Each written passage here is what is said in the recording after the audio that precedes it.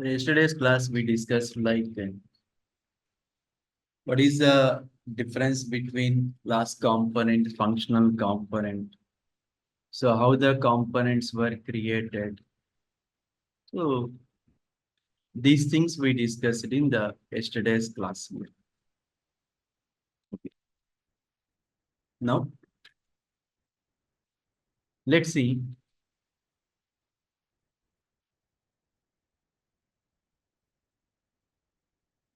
class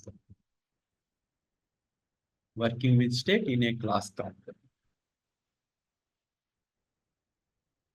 So state is the data object that is maintained that is maintained privately inside a component. He said every component will maintain its own internal data. That is, we call it state. The data is private to it, means only that component can share the data. That state is not accessible to other components. That's what we call state here. Now, how to declare this state? Let's see. We'll modify class comp.js.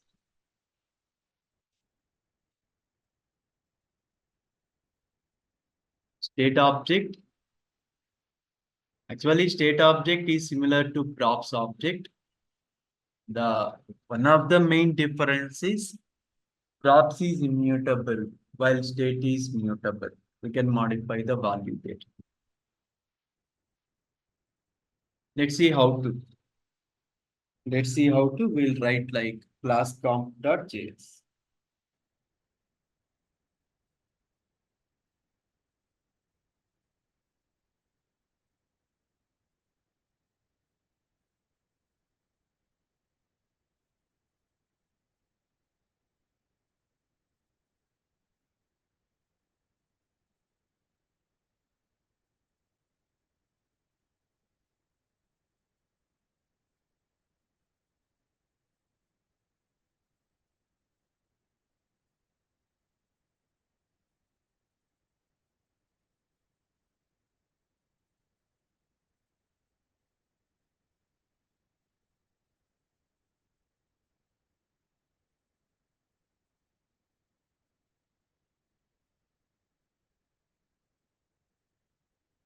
Okay.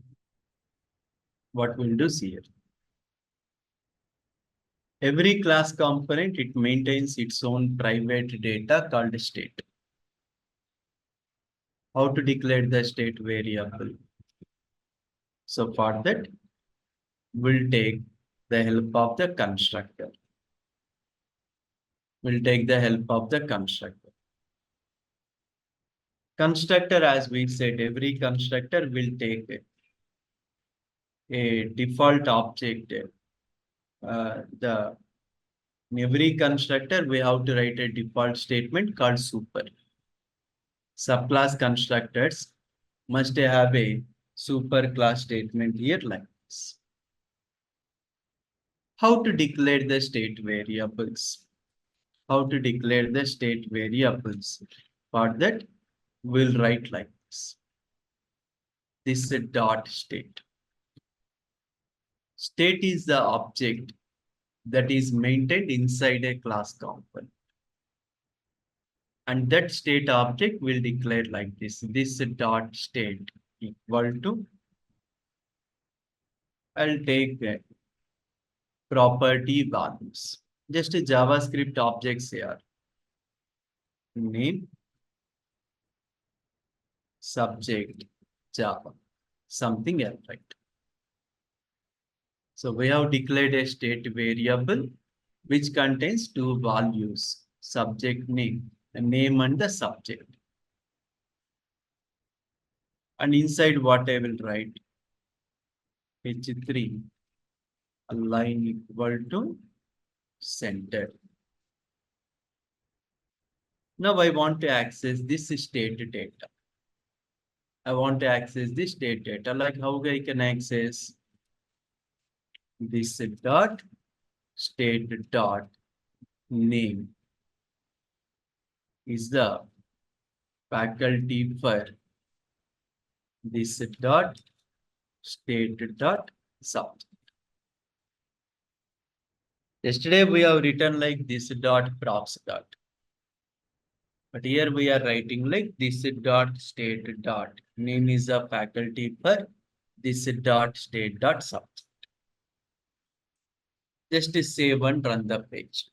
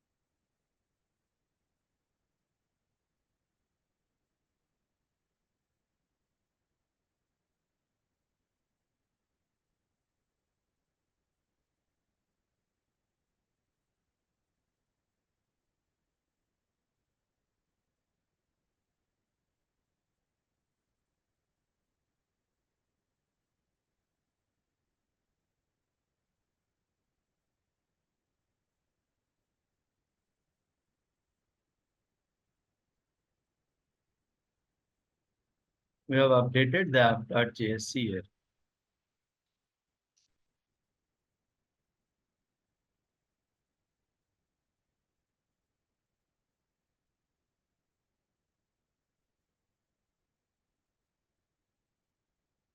So we can see the result printing like this.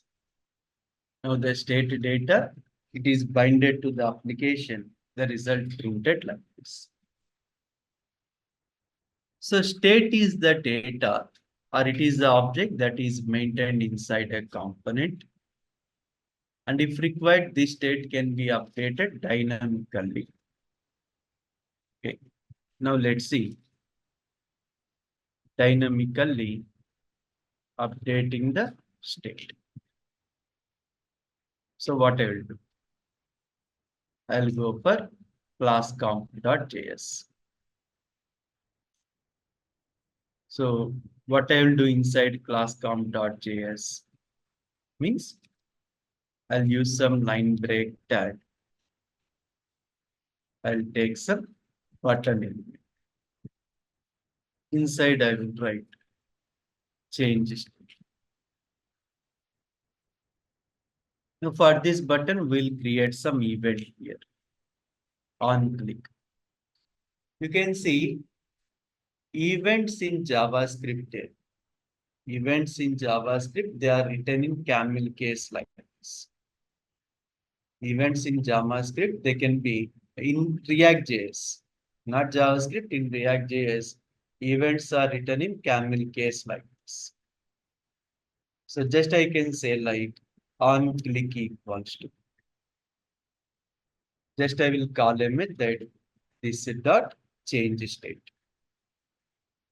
Now I want to change the state variables here. For that, I am calling a method this dot change state. So what I'll do, I'll declare a method inside change state. If we want to declare the state variable, this dot state equals to. If we want to modify the state values, we can say method called set state. This dot set state will modify. Whatever the data you want, you can modify there. So now I'll write here.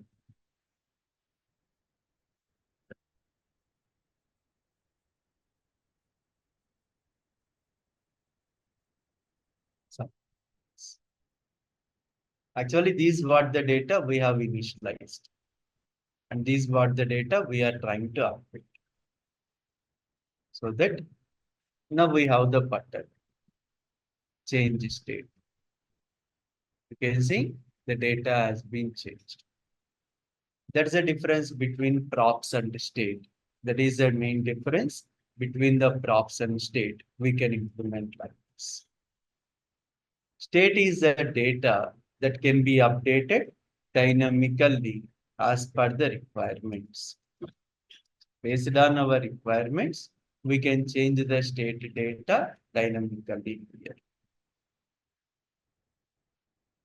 Okay, the same code we can write in one more way also.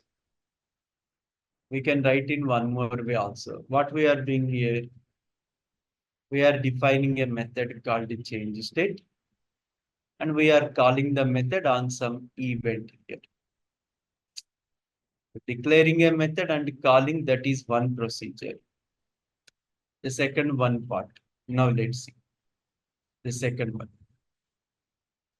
I will write inside button on click equal to this dot change. Here I want to execute a function.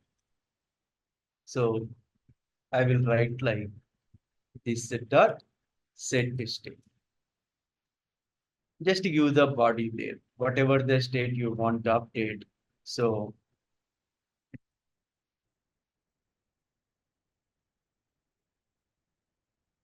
something. So what type of function is this?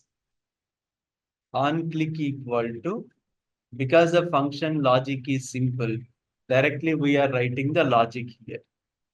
So what type of function is that? In React, we discussed about different type of functions. So this is what type of function?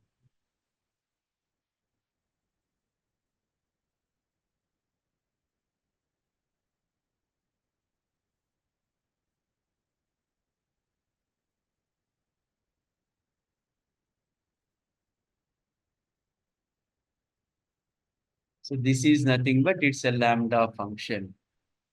This is nothing but it's a lambda function. I told you, lambda functions mostly in React.js, they are used for data event binding. So I want to bind some logic to an event, then we can write like this. So here we are creating a separate function there, change state. And then we are calling that method. Instead of that, directly I can write the logic. So that's it. No change in the output. No change in the output, you will get the same output. But the way how we write the logic, it will differ like this. You can declare the method separately and you can implement it. Otherwise, what you can do, you can implement as a lambda function while binding the event. Now based on this, let's see. Form data processing in React. Using the state variables, I want to process the form data. Now you can do whatever you want. I'll go for classcom.js. So first I'll declare some state variables. First name, some empty string. Last name, full name. Three variables I'll declare. And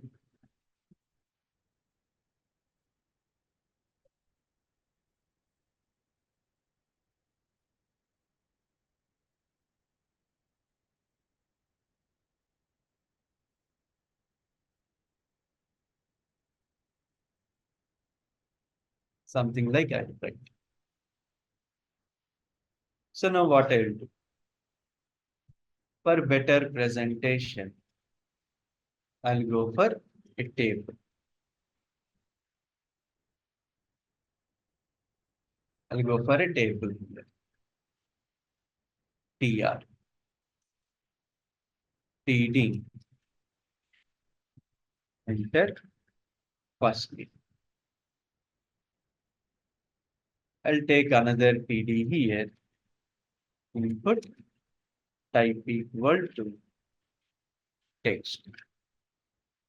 Input type equal to text. If required, I can write like value equal to this dot state dot first name. We are binding the value here.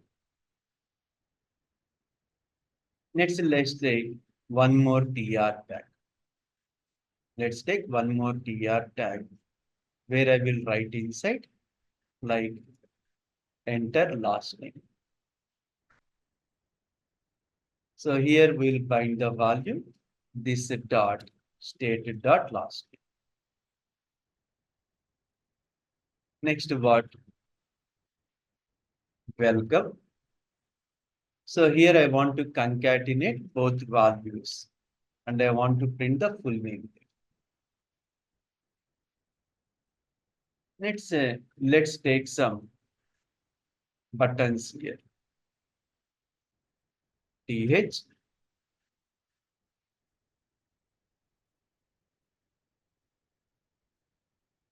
button tag I will use.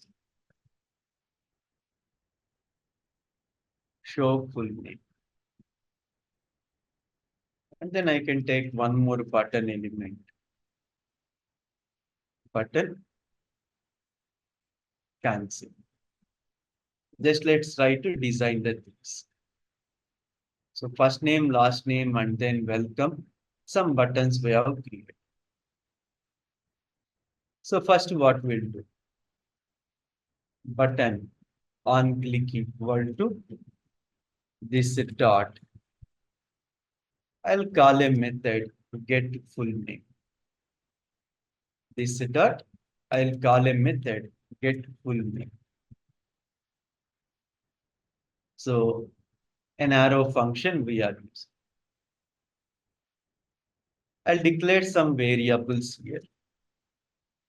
F name for first name, L name for last name, and some variable called. First get the F name value. First name where it is available, state. In the state object, it is available. So this dot state dot first name. This dot state dot first name. L name. Last name means this dot state dot last. Once combined, what we'll do? Name equal to followed by some space last. Concatenate the value. Once concatenated, now this full name it is assigned to this variable. How to update the state variable? Set state. I'll use the method this dot set state. So what I will do? So full name. Here I am binding the name value. Full name I am binding the name value like this. Now see. Enter first name. It is not taking my, when I am entering, it is not taking my input. Why it is not taking the input? Because here the user, okay, he enters the value. Where that value should go? The input entered by the user, it must be binded to these state variables. Whatever the input I am entering, these values must be automatically binded to these state variables. So for that, what I have to do? So I'll create an event here. I'll create an event on change. On change means once the user starts typing the data, once the user starts changing the data. So what I want? A method event object. So I'll declare some method like this. This dot set state. So what I will write? First name. This first name, what I will assign? Like e dot target dot value. E dot target dot value. Okay, first let me check that. Now when I enter the data, it is taking. So what is happening here? Now let's see. What is E? E represents the change event. E means this is the event. So whenever the user tries to modify the data or enter the data inside the text box, this event object we are passing as parameter. E. So what we are doing there? This dot set state. So when the user enters some data, that input data I want to assign to state variable. Like how I am assigning this dot set state. Set state, which state variable you are assigning there? First name. To this state variable, I am assigning a value. So what value you are assigning? E dot target dot value. E dot target dot value. So what is E here? Change event. Means this change event dot target. Which component has raised the event? Which component raised this text box? So which component has raised the event? The value of that component. Means whatever the value entered inside the text box.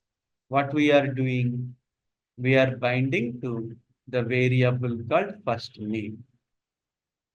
That value we are binding to the variable called first name. Similarly, here we can write. Similarly, here we can write. What we can write there? On change equals to event object, it takes as parameter. So what we have to do? We have to change the state variable. So which state variable we have to assign? It is the last name. To this last name, what we have to assign? E dot target dot value. Now, for this element, no need to write anything because this is not for input purpose. So this is not for input purpose, read only. These only things we are using for it. Okay. Now, enter first name. Enter last name. Show full name. Now the data is binded. Now the data is binded and the values printed like. So whatever the values we enter.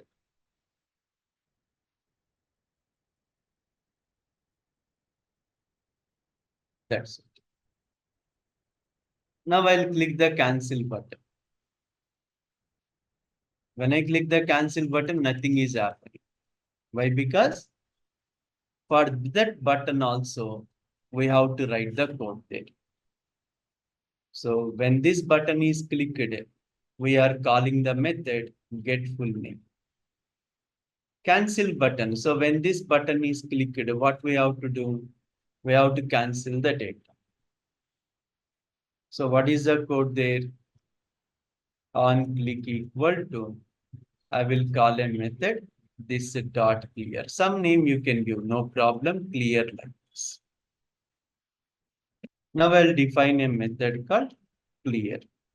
Any function, it can be an anonymous function, normal function, any function you can write there, no problem. Now what is the logic we have to write there? Cancel the user data. What is the logic we have to write?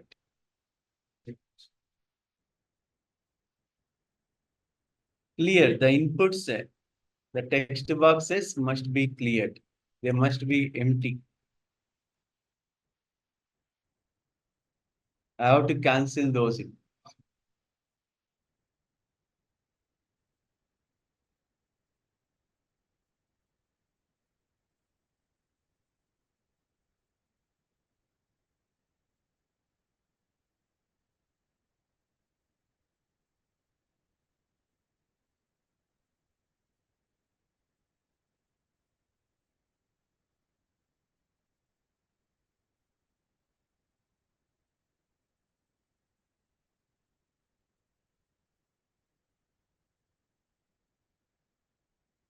Those state variables, we have to make them empty. So what we'll do there?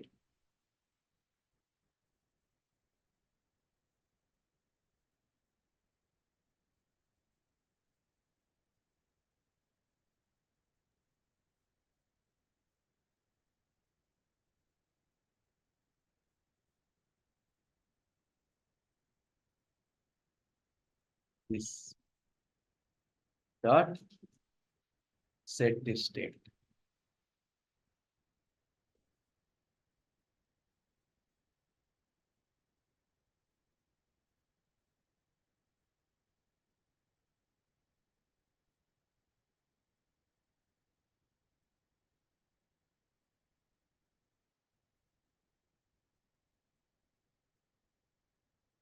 Now run.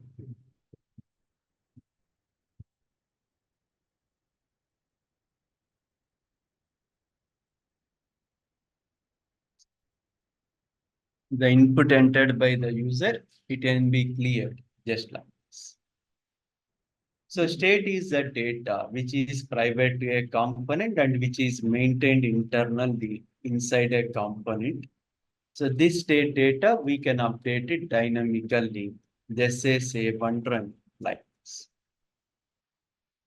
Now let's tell me what is the difference between props versus state. What is the difference between props and state?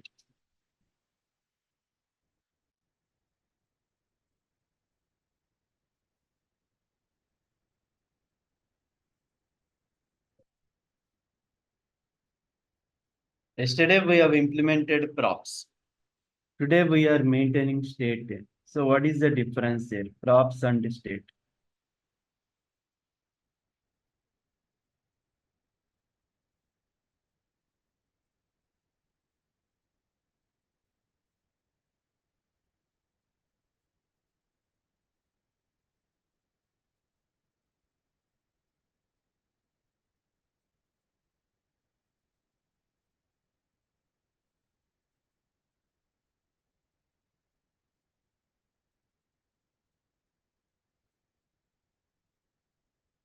Props immutable. State mutable. Props passed as a parameter to a component. But state, it is managed within a component.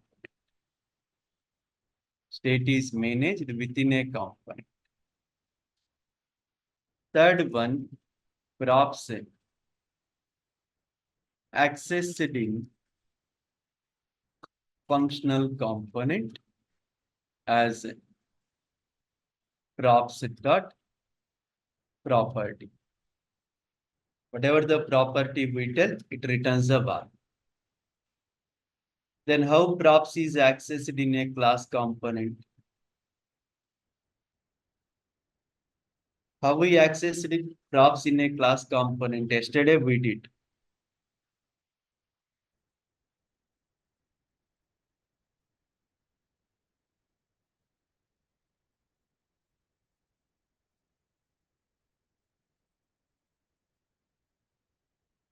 How? Yesterday in a class component, how we access the state? We have accessed it as this dot. And then when coming to state here, we can write like access it in class component as this dot state dot property. Actually, yesterday we told state is provided in functional class components only. Functional components, they don't have the support of state. But we said in React 16.8 version, they introduced the concept called hooks, particularly to maintain the state variables. So it is accessed in functional component using hooks. Through hooks only we can manage it. Using hooks, we can access it like this.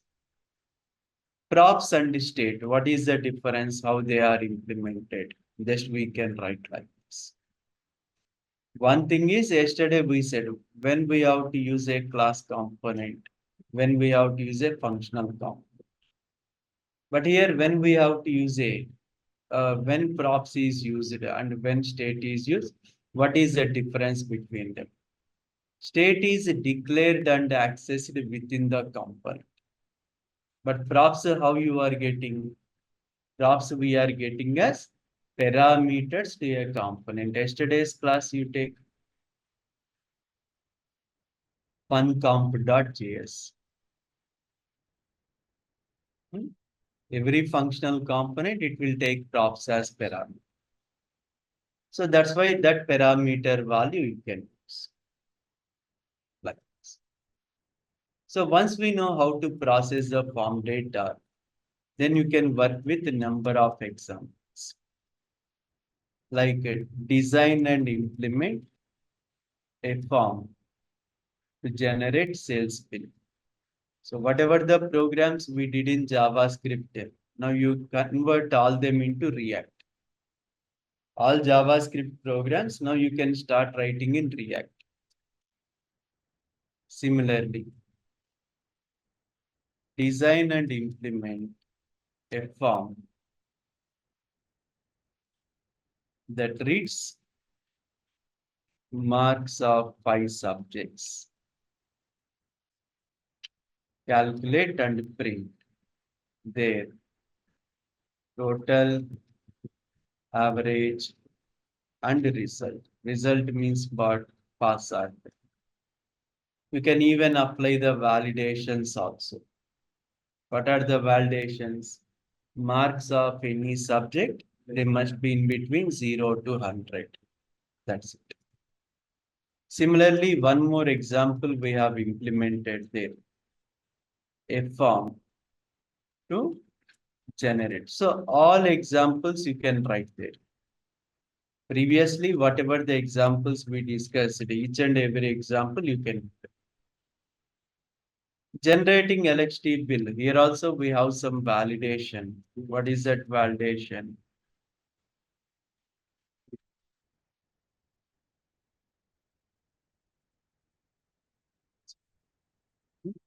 So this way, different type of examples you can implement it.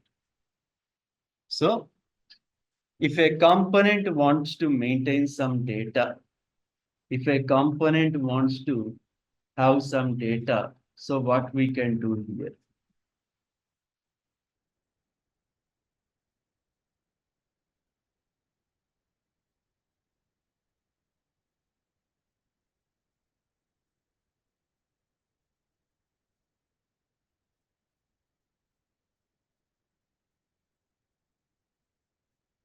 So that's what.